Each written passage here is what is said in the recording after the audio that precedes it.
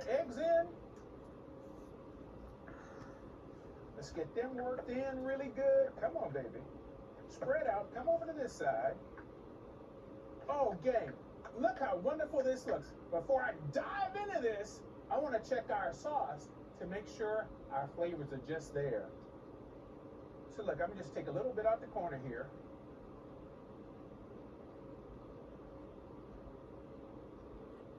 Oh, yeah. I'm just going to let this cook down some more, and when we get ready to serve it, we'll just toss in the cream, our Parmesan cheese. So let's go ahead and finish making our meatballs. Let's go in with a little basil. Let's go in with a little parsley. Also have a little garlic powder. And the next thing I'm going to do is put in some breadcrumbs. Our breadcrumbs will help get this nice and tight so it would hold together. The other thing we're going to put in here is some Parmesan cheese, a little shredded Parmesan cheese. So let's get our Parmesan cheese in. Okay, time to make a meatball. Oh, baby, look at you. Just make sure you get that cheese mixed in. Just make sure you're seeing that parsley and that basil spread throughout your meat. If you've ever gone to a restaurant and the meatballs are really tough, or going to a friend's or relative's house and their meatballs are tough, they pack them too tight.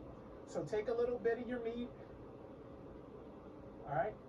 Just gently roll it, okay? Look at that. We don't need to squeeze. Don't squeeze the life out of this. Don't make this very hard. Just roll it and it'll come together. That's what keeps a tender meatball.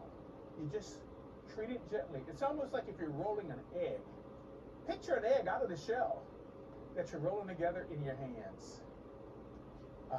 That's all we want. See how nice and gentle we're just doing this? Don't you look pretty? See, they're different sizes. Some are small, some are big. It's all right. That's the great thing about cooking. They're not perfect. I have a little piece of parchment paper on here. So we're gonna pop these in the oven for 30 to 35 minutes until we get them cooked all the way through. Now remember, 350 degrees. Sit over here. All right.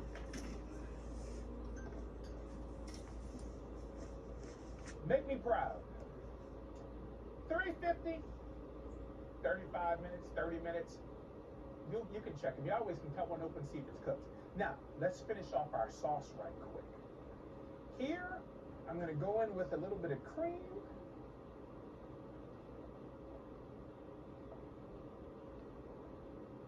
A little Parmesan. I'm going to let this simmer, letting these flavors marry and come together, because, whoo, it's time to clean up and get this po' boy ready to show you what it's going to look like. Now, my friends, when they saw this recipe, they all said, "What are you doing?" I said, "I want you to think outside the box." Swiss cheese. That's right. Most people would put provolone in here. I decided I wanted to go with something different, a little bit of the unexpected. So we're doing Swiss cheese as opposed to typical provolone cheese. So let's get some meatballs.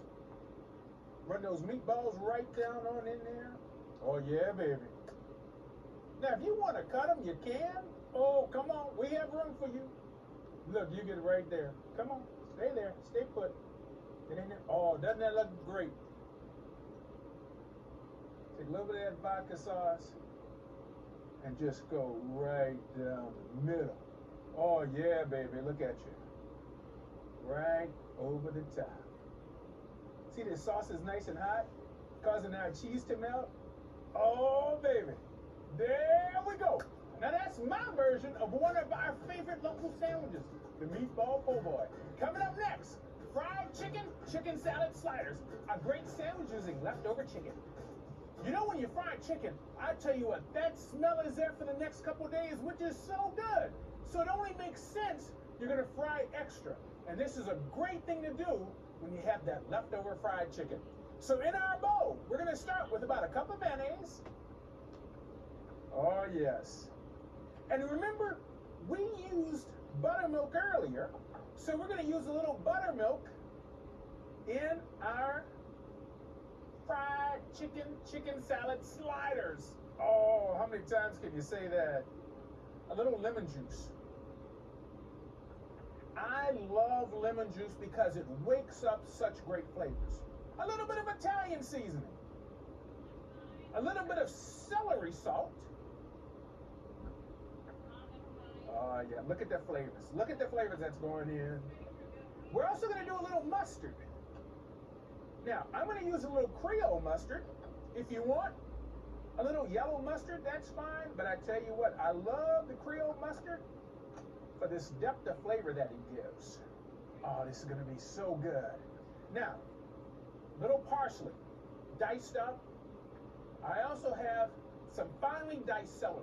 Now, personally, make sure the celery and something like this is diced up really fine. It was delivered to somebody else's house. They were nice enough to drop it off. If you're not a fan of celery, leave it out. Any idea what it is? Also, I'm doing a little bit of finely You want me chopped to green show us? onions in this. What? Now, if you want a Scissors? stronger Yeah. onion flavor, you don't mind a strong onion flavor, go with the yellow It's a onion, go DVD. with the red onion. So we're going to get in a little bit of Creole seasoning. That was nice enough that We're going to get a little bit of the salt. How do you get there? And it was I tell